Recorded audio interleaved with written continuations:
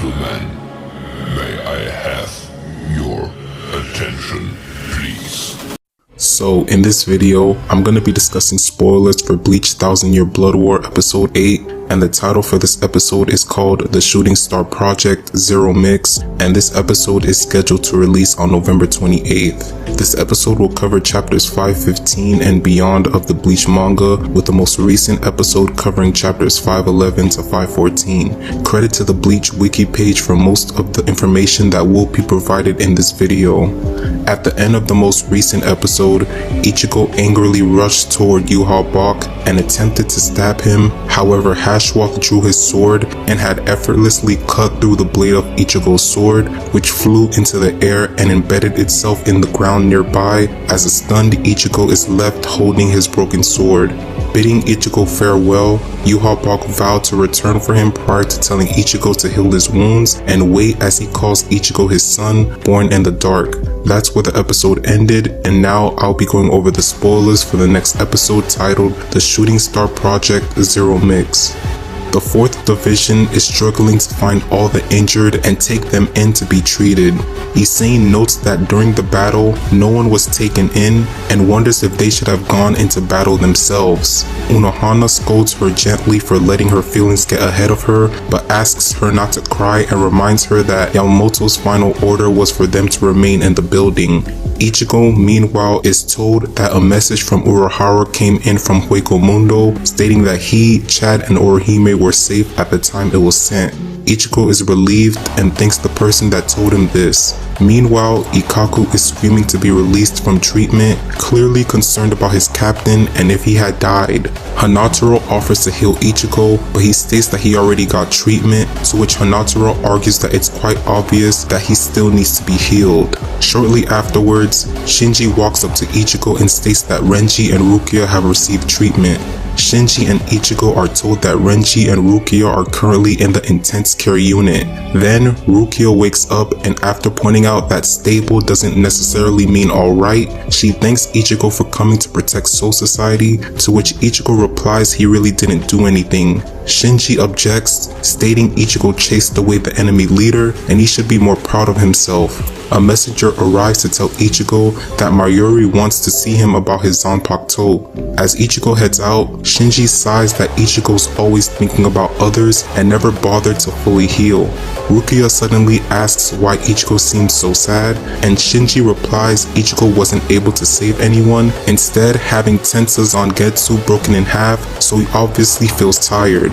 Even so, Rukia disagrees, believing Ichigo is hiding a much more serious matter. Inside the 1st Division barracks, the remaining captains are gathered before the remains of Ryujin Jaka, which is the manifested spirit of Yamamoto's Zanpakuto. Ukitake states that the body must have been destroyed by the enemy, to which all the captains express their sadness at. A messenger arrives and reports that Byakuya and Kenpachi have survived, but they may never be able to return being captains again and possibly even wake up. Soifon suddenly loses control of her emotions and screams at the messenger, asking what they have to hear next after the captain commander died. The other captains watch it dejectedly as she screams at Kensei for being so calm because he hated Yamamoto. Kensei begins to get angered as well by this, but Kamamura loses his cool as well and roars at her, asking if she thinks she is the only one who wants to scream. While Soifon is dumbfounded by his words, Shunsui enters and asks for the fighting to end, noting that if Yamamoto was still here, they all would have gotten a knuckle from him. He continues that Yamamoto would call it shameful if he found them crying in front of relics, and when Soifon tries to interrupt, Shunsui reminds them that the Gotei 13 were not created for the purpose of mourning the dead or a destroyed Soul Society. Instead, they were formed to protect it. All the captains are moved as he asks that they look forward as they are the Gotei 13. After some time passes, several captains gather outside to await the arrival of the Royal Guard. Meanwhile, at the Shinigami Research and and Development Institute, Ichigo argues with Mayuri over the impossibility of repairing Tensa Zangetsu. Mayuri explains to him that while a Zanpakuto in its Shikai form can be repaired, any damage inflicted on its Bankai form is permanent. He notes that while Kamamura's Bankai is an exception to the rule, both Ikkaku and Renji are still damaged from the previous battles. Their discussion is interrupted when a large muscular cone abruptly collides with Ichigo with other members of the SRDI in pursuit. Much to Kone's dismay, Ichigo does not initially recognize him. As Kone shows off his new body, however, Mayuri presses a button on a remote, returning him to his original form. Suddenly, Mayuri receives a message through his earpiece. He informs Ichigo that the Zero Division has arrived and that they should go out to meet them. Ichigo meets the other captains of the Gotei 13 outside the walls of Serete. Shunsui explains to him that the Zero Division usually resides in the Soul King's palace. When Ichigo asks if the palace is in Serete, Shunsui reminds him that the wall around the city had fallen from the sky the first time Ichigo arrived in Soul Society. He raises the point that the wall usually protects something else before pointing to the sky, saying that they're coming. A large pillar falls from the sky and slams into the ground before them, which Shunsui calls the Tenchurin, the Zero Division's preferred means of transportation.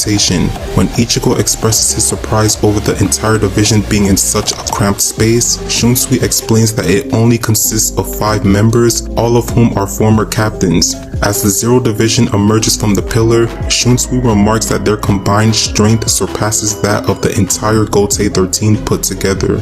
The Royal Guard makes their grand entrance, with one of their members enthusiastically greeting the Gotei 13, as well as asking them if they've been doing well. Shinji states that the Royal Guard is much more different than what he had expected. Suddenly, he is struck on the head by Kiryu Hikifune. He fails to recognize her until Kiryu tells him who she is, getting a shocked reaction from Shinji. Tenjiro Kurinji asks Unohana if she has been using the healing skills he had taught her correctly. Though Unohana confirms that she has, the Royal Guard member yells at her, saying that a great amount of people have died. Before he can continue, Ichibe Hyosube interrupts, and Shunsui asks the Royal Guard why they have decided to come. Ichibe says that they've come at the Soul King's will to rebuild the Gotei 13, but they are escorting Ichigo to the Royal Palace first. Soifon loses her temper at the Royal Guard, complaining about how they did not intervene while Serete was attacked and now talk of rebuilding. To her surprise, Tenjiro appears behind her and grabs her arm, proceeding to criticize Soifon for not knowing her place and how shameful it is for the Gotei 13 to be in such a crisis. Ichibe hits his fellow member on the head, letting Soifon pull her arm free, and tells them that they'll save the arguing for later. Senjumaru Shutara arrives with large orbs containing Byakuya, Renji, Rukia, and Ichigo's broken Tensa Zangetsu, then claims that the broken Zanpakuto's owner is the only one left. Unohana tells her that they are in no condition to leave Serete. Tenjiro says that is precisely why they are taking them, as Byakuya would die if he remains in Serete. Upon seeing Tensa Zangetsu, Mayuri asks Senjumaru if she broke into his lab to retrieve it. Senjumaru declares that she simply placed her hand on the door and pushed it open. Ichigo asks why he needs to come along, saying that his injuries are not nearly as major and that he has other things to take care of as well. Ichibe tells him that the reason they're taking him is different. Suddenly, a loud voice booms, saying that it's lucky that everyone is together.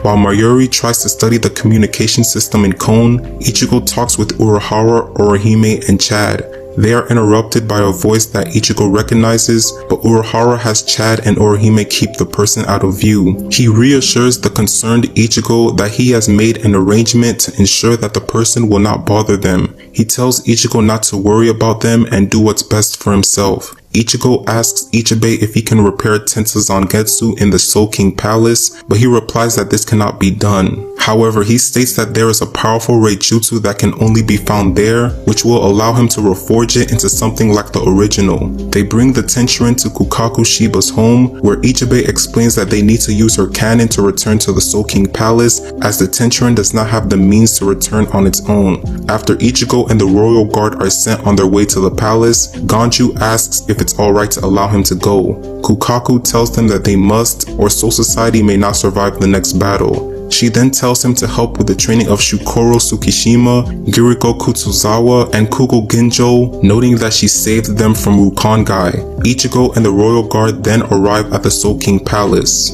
So those are the spoilers for Bleach 1000 Year Blood War episode 8, and I hope you all enjoyed this video. Once again, this episode is scheduled to release on November 28th. Thanks for watching, and I'll see you guys in the next one.